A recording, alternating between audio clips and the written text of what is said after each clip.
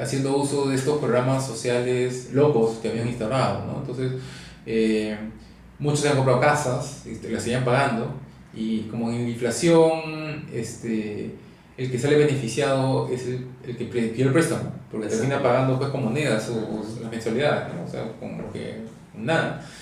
Mucha gente se prestó dinero, compró casas, entonces muchas familias de clase media tenían activos, pero no tenían un sueldo, o sea, no tenían para vivir, ¿no? Entonces, en la medida en la cual tú ganas el dinero con las justas, o te estás recurseando como sea para poder llegar a fin de mes, tú compras lo estrictamente necesario. Okay. Entonces, hay muchas industrias que quiebran, ¿no? O sea, a las que les va bien, pues, es a la panadería, al verdulero, al, no sé... Al que tiene ventas no, pero primera necesidad. Es una, claro, primera necesidad. Exactamente. Pero a los demás les va terrible, ¿no? Digamos, no sé, pues zapateros, ¿no? O sea, zapateros tú estiras pues el zapato y ya no lo pegas con percha, como sea, y le ganas pues al zapato, no sé, pues una temporada más, ¿no? O la casa, ¿no? El sastre también, ¿no? Ya no te compras sacos una vez, no sé, pues una vez cada medio año, sino ya te lo estiras y ya compras una vez al año. Entonces, como consecuencia de eso, el sastre gana menos. Exactamente. Entonces, afecta la economía. Entonces, reactivar la economía implica que la gente ya no gaste solamente en lo estrictamente necesario, sino que empiece a gastar un poquito más, de tal manera que esa otra gente que hace productos que son necesarios para la población, ¿no? O sea, tú no puedes salir y decir, ya, entonces ya no necesitamos sastres, se vaya, que cierren todos los sastres, porque necesitas sastres, necesitas zapateros, para eventualmente cuando necesitas zapatos, ¿no? Entonces, una manera que existe de fomentar la reactivación de la economía es permitir que la gente tenga un poco más dinero en el bolsillo, ¿no? Entonces, al contrario, lo que hay que hacer es reducir impuestos. Exacto. De tal manera que a fin de mes tú ya no pagas, o fin de año tú no pagas tantos impuestos a la renta, ya tienes un poquito más para gastar esas cosas, ¿no? Entonces, mientras que acá en el Perú se hizo eso, en Argentina se está haciendo lo contrario, se están incrementando los impuestos.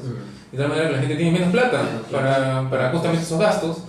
Entonces solito se está acabando la tumba, ¿no? Porque eso no tiene mucho futuro. No tiene una salida. Claro, entonces... viendo este panorama, ¿cómo me podrías decir tú cuáles son esas estrategias que podemos utilizar para salir de esa crisis hiperinflacionaria? Depende, pues, depende de varias cosas, ¿no? Depende, primero, de dónde viene la inflación, porque la inflación tiene tres grandes fuentes de origen, digamos. O sea, puede venir de tres grandes efectos que se pueden estar generando, ¿no? Si lo tienes, o sea, si estamos hablando de una inflación, hiperinflación que está iniciando, digamos, ¿no? Si decimos que es algo que está generalizado, ¿no? Como fue con el Perú en los 80, como es Venezuela ahorita, que está generalizado, ¿no? Exacto. Ya la cosa es más radical, ¿no? Tienes que hacer algo como lo que hizo Fujimori acá, ¿no? Un shock de golpe. Tienes que eliminar todos los desequilibrios de golpe y tienes que anunciar qué vas a hacer a continuación. Porque, como te decía al comienzo, buena parte de la hiperinflación que se sostiene y que sigue creciendo viene del lado de la desconfianza de la gente y de las empresas en la misma economía. Exacto. Entonces, si yo no confío en la economía, o sea, que el gobierno va a controlar la inflación, bueno, pues yo mismo voy subiendo los precios constantemente, ¿no? Si yo vendo algo que es, no digamos algo que es comida de todos los días, pero digamos que yo vendo carros, ¿no? Que es algo ya más de largo plazo, ¿no? O que voy a construir una casa, digamos, ¿no? Entonces, para construir una casa necesito comprar el terreno, necesito tener maquinaria, pagar los obreros, y después recién voy a vender la casa, ¿no? Entonces, si todos mis proveedores me están subiendo los precios todo el tiempo, y yo tengo que planificar cuánto voy a vender la casa, ¿no? Porque si no el proyecto sería pues un tiro al aire, sería pues una operación irresponsable. Yo tengo que más o menos planear cuánto voy a vender la casa. Yo sé que la inflación va pues, no sé, a 200, 300% al mes, y que esto me va a durar pues a fin de año, o entonces le subo pues, no sé, pues 10.000%, pues, ¿no? O sea, porque yo no sé a cuánto va a estar, entonces tengo que subirle un poquito más por si acaso. Entonces, buena medida para empezar a controlar esto, o sea, una buena parte de controlar la hiperinflación va a venir por el lado de hacer que la gente confíe, o sea, generar confianza, ¿no? Entonces, eso no se genera si vas de a pocos, como en Argentina ahorita, lo generas si lo haces de golpe, como lo hizo Fujimori en los 90, ¿no? De golpe anunció, el pueblo, buena parte de la población rechazó eso inicialmente, pero rápidamente reconoció que era una medida necesaria, ¿no? Porque en menos de 2 o 3 años, o, sí, pues en menos de 2 o 3 años la economía ya está recuperando y la gente ya tenía trabajo y ya el ingreso está empezando a subir, de a poquitos, pero lo estaba haciendo, ¿no? Entonces, eso por un lado, y por el otro lado, los empresarios también empezaron, o sea, como vieron que, o sea, quedó claro, era una señal de que las cosas se iban a hacer de una manera distinta a partir de ese momento, empezaron a confiar de golpe, ¿no? O sea, ya, entonces ahora sí invierto, ahora sí presto, claro, ahora sí me muevo. Porque aparte, o sea, independientemente de todo eso, un país en crisis es un país con, o sea, más allá del drama humano, digamos que la gente está sufriendo y que le está pasando mal, un país en crisis es un país lleno de oportunidades, ¿no? Es un país que está explotando con oportunidades, ¿no? Entonces, nosotros tenemos varios casos de gente que se ha hecho millonaria en ese proceso y no es explotando a la gente, sino que todos están ganando más, entonces todos tenemos más ingresos, ¿no? Entonces, o sea, ¿quién va a beneficiarse de eso? Bueno, entonces, yo invierto, pues yo invierto en esto, en lo otro, por aquí, por allá. Entonces tenemos, por ejemplo, en el sur, Lima, o sea, la ciudad de Lima empezó a crecer hacia varias direcciones y hacia el sur tenemos gente que se hizo millonaria vendiendo alambres, simplemente, ¿no? Porque la gente vivía en una situación pésima y de repente cuando ya tenía plata, ya, entonces ahora ya le pongo electricidad a mi casa. O sea, no tenían ni electricidad. Exacto. Y hay gente que se ha hecho así, empresarios exitosos hoy en día que hicieron plata vendiendo cables. O sea, vieron las oportunidades en el momento adecuado, claro, y invirtieron en ellas. Y eso no es explotación, no es malicioso, sino que simplemente gente tiene plata para darse un lujo. Bueno, o sea, un servicio que ahora nos parece pues natural, ¿no? Tener electricidad en tu casa. Hoy en día los peruanos nos parece pues como que lo normal. En esa época no era lo normal, ¿no? Era un lujo que se dan algunos, ¿no? Entonces, te vas a dar ese lujo, yo te ayudo, yo te llevo el cable para que no tengas que ir hasta el centro de Lima a comprar todo eso que vas a necesitar, yo te lo llevo, ¿no? Entonces, es un país que está empezando a hacer dinero, es un país lleno de oportunidades, ¿no? Entonces, eso sucedió acá en los 90, ¿no? Por un lado, hubo este replanteamiento del rol del Estado. Por el otro lado, el sector privado reconoció, digamos, esta oportunidad y hizo mucho respecto. Y por el otro lado, se hizo una campaña bastante estratégica y minuciosa, digamos, inteligentemente diseñada, para replantear el Perú al mundo también, ¿no? Porque en ese momento nadie confiaba en el Perú, ¿no? El país, o sea, el país del Perú era un país tachado completamente.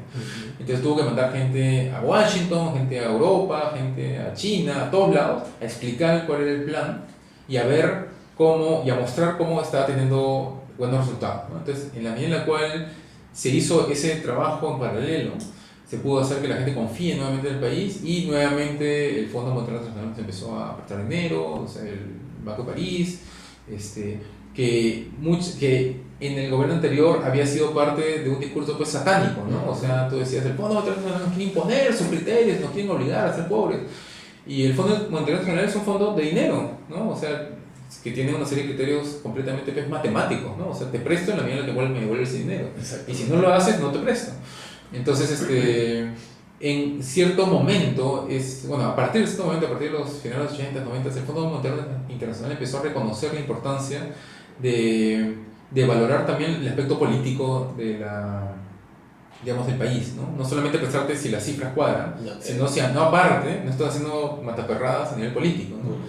Entonces, eso para muchos países, para muchos grupos políticos fue visto como un intervencionismo imperialista de Estados Unidos, ¿no?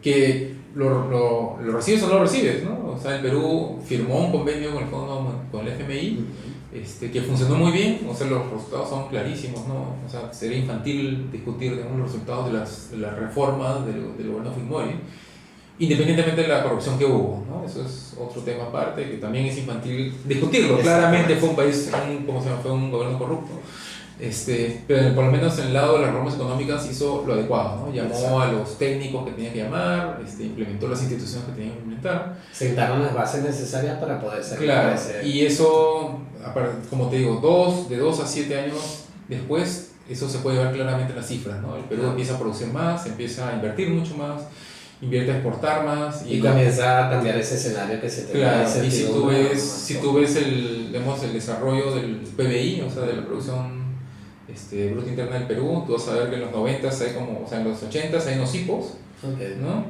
Pero se mantiene más o menos por ahí. los 90 hay una caída, que es el efecto inmediato del shock, hay una caída que todos sabíamos que era normal, y después empieza a crecer, y el nuevo crecimiento es un disparo, es una montaña en comparación a lo que teníamos antes, ¿no? Que era como una meseta. Entonces es claro que sí hubo un efecto positivo, ¿no? Y que fueron las medidas adecuadas. En su momento hubo mucha resistencia a nivel político,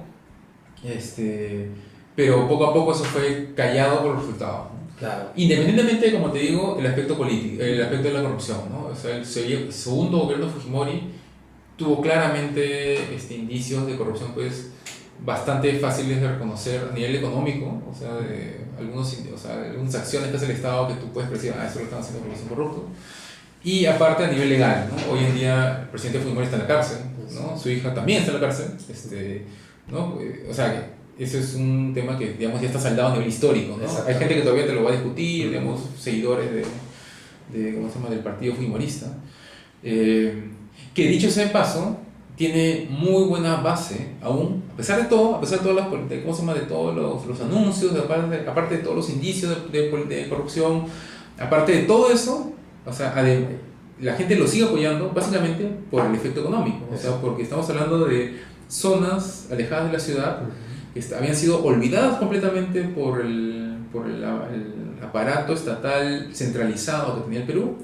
Estaban abandonadas. Claro, estaban totalmente abandonados, no tenían desagüe, no tenían electricidad, no estaban, ¿cómo se llama?, incorporados al sistema económico formal. Y Fujimori parte de sus reformas fue incorporar esos grupos, esas poblaciones, esos sectores de la población a la economía formal, ¿no? Entonces hizo un esfuerzo bastante grande en construir carreteras para que estos, digamos, campesinos, por ejemplo, tengan forma de vender su producto y de trasladarse a la ciudad. Les puso electricidad, les puso desagüe, agua potable.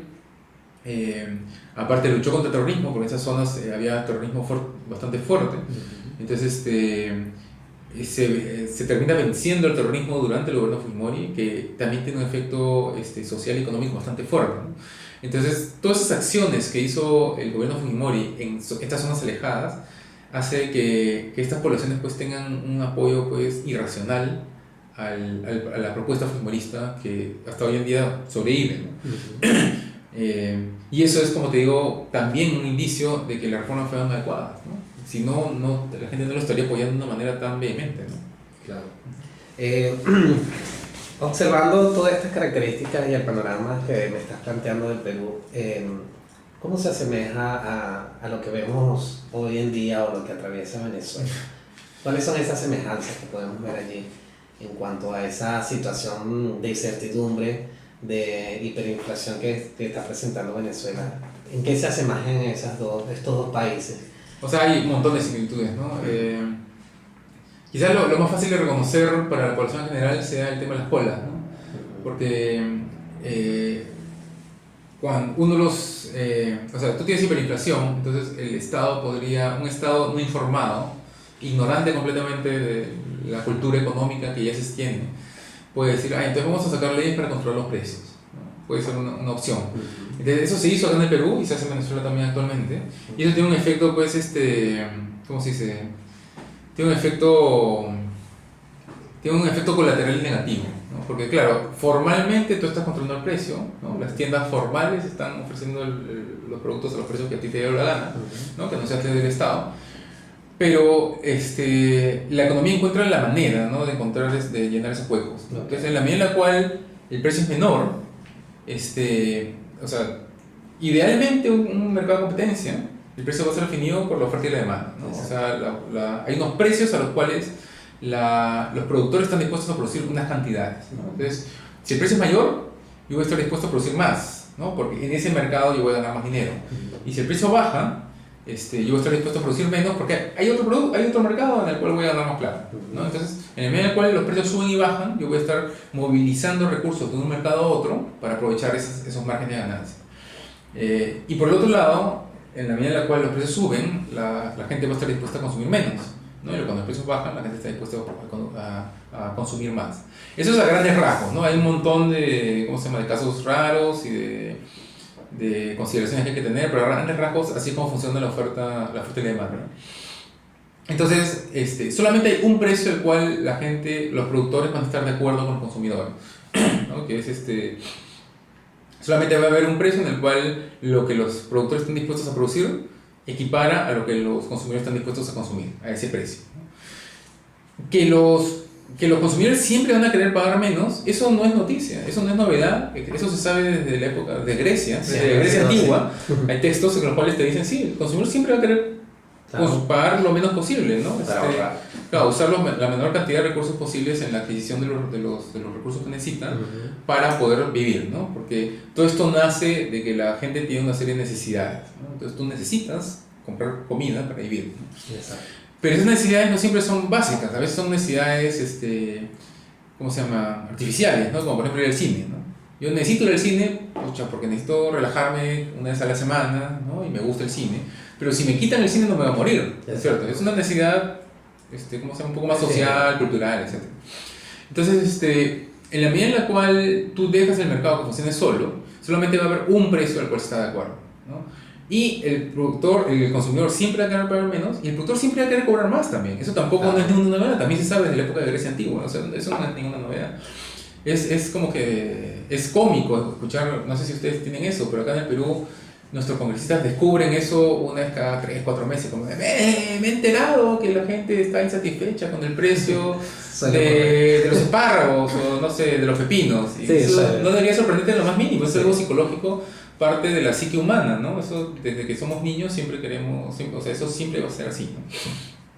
Entonces, la presión o ¿cómo se llama? La tentación a poner límite de precios siempre va a estar ahí. Lo que pasa es que va a estar mucho más fuerte en economías hiperinflacionarias donde los precios están subiendo constantemente y el Estado ve eso como una amenaza a su estabilidad política, ¿no? Entonces puede estar tentado a decir, ¿saben qué? El pollo va a estar a tanto, punto, se acabó. Pero lo que vamos a tener es que si ese precio está por debajo del precio de equilibrio, lo que vas a hacer es que la gente, o sea, los productores produzcan menos, ¿no? Porque al precio al cual nosotros nos estábamos poniendo